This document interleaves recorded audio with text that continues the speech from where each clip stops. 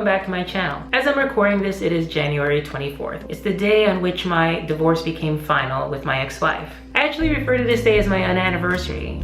And to be honest, I wasn't sure I was going to record today because it is kind of an emotional day for me. And I try to keep things upbeat on this channel, but I also try to be as honest and real as possible. And this is as real as it gets. Now, those of you who have watched my coming out video have gotten a little bit of the story about how I came out to my then wife. To get the rest of you up to speed, in July of 2010, I decided that I needed to transition. Now, this happened at the end of July, but the beginning of July, in fact July 1st, was our anniversary, our 15th anniversary, so it was a pretty big one that year. And I felt really awful for doing it, but I couldn't live a lie any longer. So I came out to her, and for a couple months everything was fine. You know, we wanted to see how it was gonna go. But around October of that year I started on hormones, and my then wife decided she didn't want to be married to me any longer. So November of 2010 we filed for divorce, and by January it was all over. Nowadays we have a pretty good working relationship. We are back to being friends like we were before we got married, and we share a son. And I think we do a pretty good job of managing that. There aren't the same horror stories that I've heard with other married couples where one transitions. Everybody just kind of expects the Lifetime movie of this situation and are a little confused when there isn't the same kind of animosity that they expect. By January of 2011, I was divorced and free to pursue other relationships. Now, the first serious relationship I had was in the summer of 2011.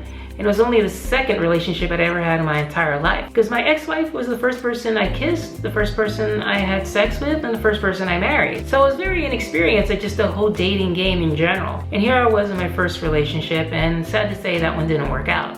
But I learned a lot. I learned that I could do this. Now, I've only had 2 serious relationships in the last 6 years, and a second one happened in January of 2013 with somebody I met on the internet. And we stayed together for 6 months, and it ended kind of dramatically and badly. Although a couple years later, we have reconnected, and things are much better, and we're pretty good friends again. And I'm very glad of that because she's really important in my life, and I want to keep her in it even if it's not as a romantic partner. Now, my ex-wife had a lot less problem in that time period finding dates, and in fact, within a year of us getting divorced, she met somebody. Now, when she called and told me she was getting married, it did upset me, although I'm not quite sure why. It's not like I expected us to get back together or even wanted us to get back together. And a part of me was very happy that she had found somebody. But I guess it just made me feel extra special lonely given the trouble I was having finding anybody. Then she laid another bombshell on me by mentioning that she was also pregnant, and that was one of the reasons they were accelerating the timeline of their marriage. And again, I was both happy and upset about it because it just made me feel left further behind. I was still struggling to get by and was barely post-op. However, on that call, I sucked it up,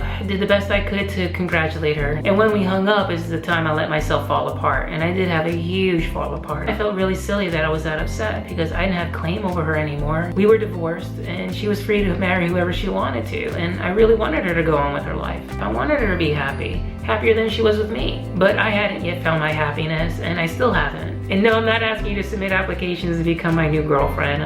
A lot of you have written in the past in the comments and mentioned how attractive you find me and that you would like to date me, and I'm incredibly flattered by that, no doubt. But the purpose of my YouTube channel is not to pick up girlfriends, and never will be. Nevertheless, I thank you all because it does make me feel better. Now, this whole experience reminds me of a song that a good friend of mine, Lauren Lester, has written. It's called Glasses of Wine. She was, of course, describing her own experiences, but they really resonate with mine. There's a great line in the middle of that song that goes, "And I'm swallowing all my pride, wishing the very best for you." And that's exactly how I felt after that phone call. I just took a deep breath, let her know that I was very happy for her, and that I wanted her to be happy. My emotions weren't her problem.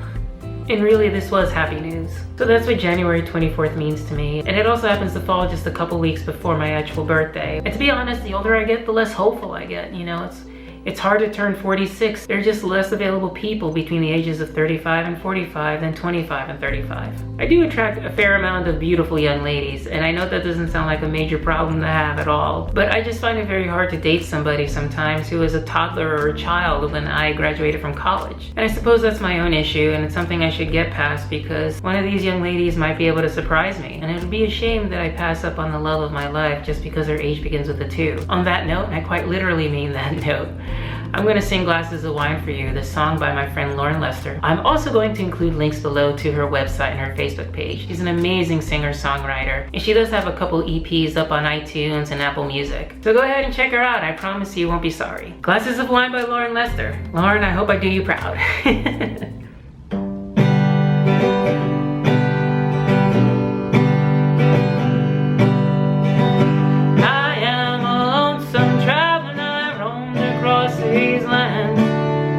Shifting my heart in and all my dreams from hand to hand. Oh, I learned to find some comfort, yeah, right here where I stand. If somebody's begging to give you love, take it while you can. Cause when it's time to move on, darling, we won't be wasting our time.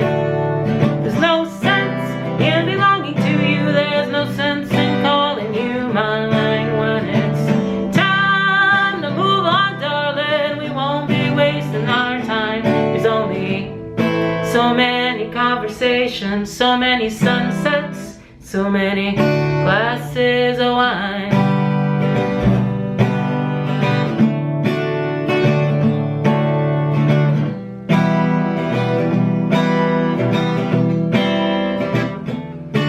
Oh, if you told me 5 years ago that I'd be right here, I would have called you crazy. I would have said not in a million years. Oh, but now that I'm sitting here, I realize it's true. And I'm swallowing all my pride, wishing the very best to you. Cause when it's time to move on, darling, we won't be wasting our time. There's no sense in belonging to you, there's no sense in calling you mine. When it's time to move on, darling, we won't be wasting our time. There's only so many conversations, so many sunsets, so many glasses of wine. Glasses of wine.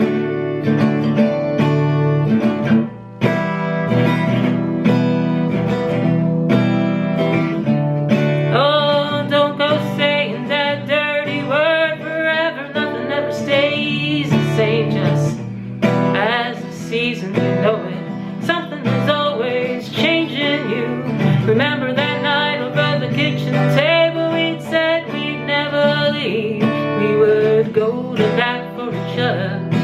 We were on the same team, but somehow, ooh, I lost my heart and then I lost my feet.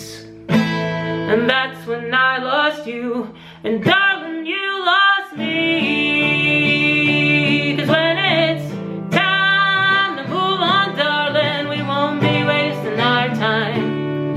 There's no sense in belonging to you, there's no sense in calling you mine. When it's time to move on, darling, we won't be wasting our time. There's only so many conversations, so many sunsets, so many glasses of wine.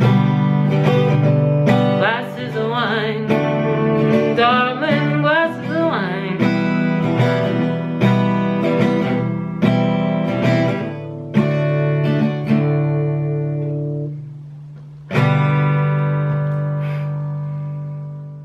Please like, share, and subscribe, and see you around the interwebs.